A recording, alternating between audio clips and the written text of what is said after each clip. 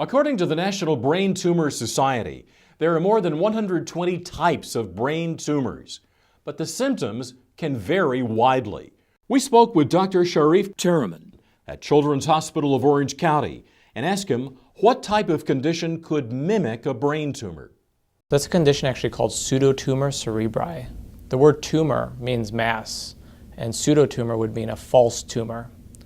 And that's a condition in which patients have a variety of symptoms that present as if they had a brain tumor. This is actually a condition that can affect all age groups. It affects children. It can also affect adults. It's most typically seen in adolescent females or older women, and those that typically are actually obese. What are the symptoms a patient can experience?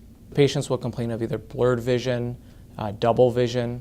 Sometimes they'll actually even have problems moving their eyes in certain directions. Other symptoms include nausea, vomiting, severe headaches. But again, the visual complaints are really the primary and most concerning problem that the patients present with. If your cerebral spinal fluid balance is somehow abnormal, then you may present with these types of symptoms. It's not so bad that you get a condition called hydrocephalus, which is an extreme pressure due to increased fluid on the brain, but it is significant enough that it does cause those symptoms. The exact cause is not known. There's a number of things that sort of can trigger a pseudotumor cerebri scenario. Those include sometimes patients are using a vitamin A supplement, sometimes steroids, either the use of or the discontinuation of them. Sometimes patients who are also, again, like we mentioned, overweight, are at risk for having this condition.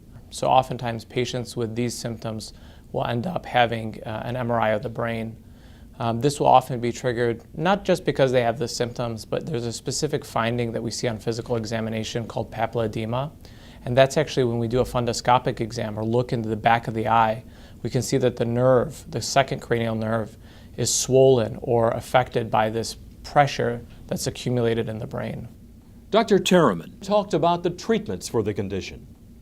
The primary medical management of this condition is using medications that help reduce the amount of cerebral spinal fluid that's being circulated in the brain. And those are called carbonic anhydrase inhibitors. The mainstay of that would be acetazolamide.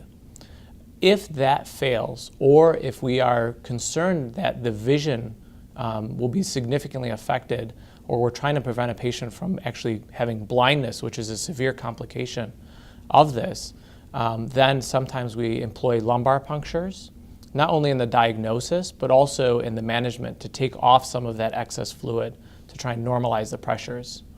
And sometimes patients will actually need even further interventions, which are surgical in nature. One of those is called an optic fenestration. That's a procedure in which the sheath that surrounds the second cranial nerve, the one that controls your vision, is actually sort of opened up, again, to release that pressure that's happening on the nerve itself. And then sometimes patients will also have a sort of a permanent lumbar drain placed, which helps to constantly drain the fluid rather than a one-time lumbar puncture procedure. As a medical community, we've been actually very successful in treating this, not only because we pick it up very early before the visual symptoms sort of get out of hand, but just even recognizing it in general.